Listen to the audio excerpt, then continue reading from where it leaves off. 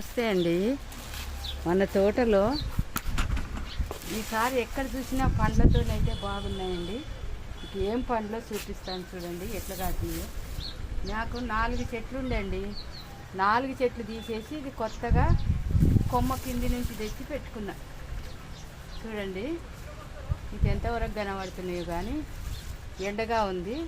చూడండి మల్బరీ పండ్లు అండి. గుత్తులు గుత్తులు గుత్తులు గుత్తులు గుత్తులు చూడండి ఎంత బాగున్నాయంటే ఏం కొమ్మలు ఇరిగిపోవండి. ఈ ఆకులు మనం పండ్లు పండగానే ఈసారి చిన్నగా వచ్చినాయి కానీ ఇంత లావున ఉంటాయండి. ఇంత లావు ఉంటాయి ఈ పండ్లు. ఇంత చిన్న కొమ్మకు కూడా చూడండి. ఇంత చిన్న కొమ్మకు కూడా కొమ్మ కనబడుకుంటాయి. ఇప్పుడు ఈ ఆకులన్నీ తీసేసి వీటికి కవర్లు కడతా అండి. నాకు పిట్టలు తినని దొరకదిస్తలేవు.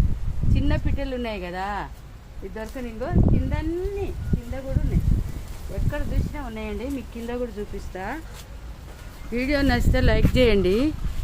అగో కింద కూడా చూడండి ఎట్లున్నాయో. మొదలకు వచ్చి కూడా ఉన్నాయి, బాగున్నాయి. మొదలకు పైన కాయలు అయితే చాలా కాసినాయి. నేనైతే వీటికి ఆకులన్నీ తెంపి కవర్లు కట్టేస్తానండి. ఇలా పెంచుకోండి మీరు కూడా. ఒక్క చెట్టు ఉన్నా చాలండి. అందుకే నేను ఇక్కడ మెట్ల దగ్గర తెచ్చిపెట్టిన. అయినా చిన్న పిట్టలు ఉంచుతలేవు. ఇవి మాత్రం కోతులు తినవండి. ఇవి ఒకటి పచ్చిమిర్చి ఒకటి కోతులు తినవు.